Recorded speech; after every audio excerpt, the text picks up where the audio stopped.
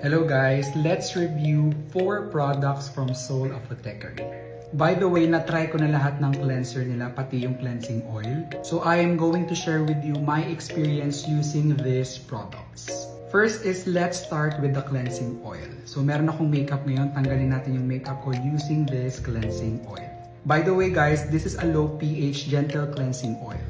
What I love with this gentle cleansing oil is nag-emulsify siya sa face, which is a really good cleansing oil. Naghihiwala yung oil at saka water, which is good. Kasi guys, other cleansing oil, hindi naghihiwala yung oil at saka water. Kahit hindi kayo naka-makeup, dapat nagdo-double cleanse pa rin kayo. Meron ako ditong tatlong cleanser. Meron ako dito ng Calm Plus Soothe Oat Cleanser. Meron din ako dito ng Gentle Salicylic Acid Cleanser at saka Gentle Brightening Cleanser. Guys, lahat ng cleanser nila is low pH, which is really good talaga sa merong mga sensitive skin like me. And lahat ng cleanser nila is good for all skin types. Kaya hindi na kayo magtatanong kung pwede ba to sa oily, pwede ba to sa dry, pwede ba to sa combination. Magbabanggit lang ako ng favorite ingredient ko na included dito sa product na to, which is ceramides. Ceramides talaga is really good when moisturizing or hydrating the skin. Tapos dito naman sa oat cleanser nila, magbabanggit din ako ng ingredient na nagustuhan ko, which is Centella asiatica, ceramides, hyaluronic acid.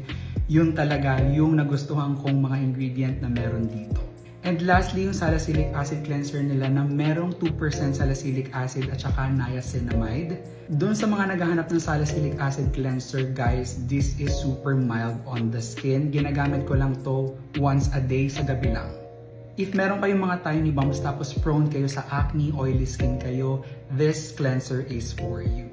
But for now, I am going to use the Calm Plus Soothe Oat Cleanser kasi my skin lately feels dry, so I need to hydrate my skin using this cleanser. Tapos, wala siyang amoy. Maganda talaga guys yung mga cleanser or any product na walang fragrance for me kasi meron nga akong sensitive skin. Apply ko na siya sa aking face.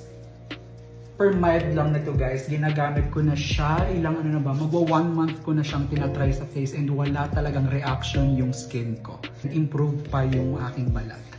Ito na guys yung skin ko after cleansing, wala na akong makeup na nakalagay.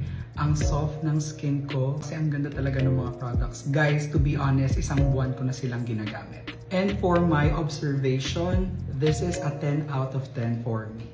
Ang ganda ng mga products na to from Soul Apothecary. Kaya if user na kayo ng mga Soul Apothecary products, yung mga serum nila, moisturizer, retinol, and everything, you should try these cleansers.